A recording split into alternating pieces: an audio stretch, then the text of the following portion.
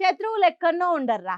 చెల్లెండ్లు, కూతుర్ల రూపంలో మారు వేషం వేసుకొని మన కొంపలనే తిరుగుతుంటారు అనే సినిమా డైలాగ్ తీరుగానే కాంగ్రెస్ పార్టీ సర్కారు వాళ్ళ పార్టీల వాళ్ళోళ్ళని శత్రువులుగా తయారు చేసుకుంటున్నట్టు కొడుతున్నది. అదే మొన్న ఓ సర్పంచ్ సాబ్‌ను అరెస్ట్ చేయించింది కదా కాంగ్రెస్ సర్కారు. ఇగో ఇప్పుడు ఇంకో సర్పంచ్ సర్కార్ మీద తిరగబడేటట్టు చేయించుకుంటున్నది. 5 నుంచి 2026 వరకు ఎంత ఇబ్బంది పడినా సరే కాంగ్రెస్ పార్టీ కోసం ఖచ్చితంగా నిలబడి కొట్లాడి ఊర్లో పరిగి మండలం లేని మెజార్టీ కాలాపురంలో #1 మెజార్టీ ఇచ్చిన ఈ రోజు నాకు చుక్క ఎదురవుతుందంటే నాకు కాదు, నా ఊరు ప్రజలు 587 ఎకరాల భూమిని స్వాధీనం చేసుకునే గవర్నమెంట్ చూస్తుంది.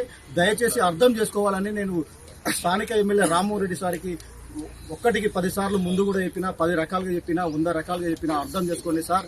నా ఊరు ప్రజలు రోడ్డు మీదకి రానియకండి. రోడ్డు మీదకి వస్తే వ్యవహారం మీకు మంచిగా ఉండదు, మాకు మంచిగా ఉండదు. మీకు మంచిది కాదు, మాకు మంచిది కాదనే కాడికి వచ్చింది అంటే ఏదో పెద్ద కీడే చేస్తున్నది ఈ సర్పంచ్ సాబుకు సర్కారు అని ఆలోచిస్తున్నారా?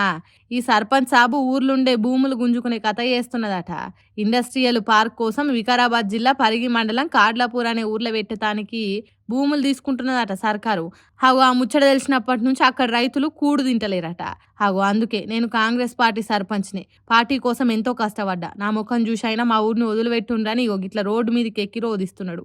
చుట్టూ 10 ఊర్లల్లో ఏ ఊర్లే కాంగ్రెస్ పార్టీకి రాని మెజారిటీ నేను సంపాదించిన. పార్టీ కోసం ప్రాణం ఇచ్చినట్టు పనిచేసిన.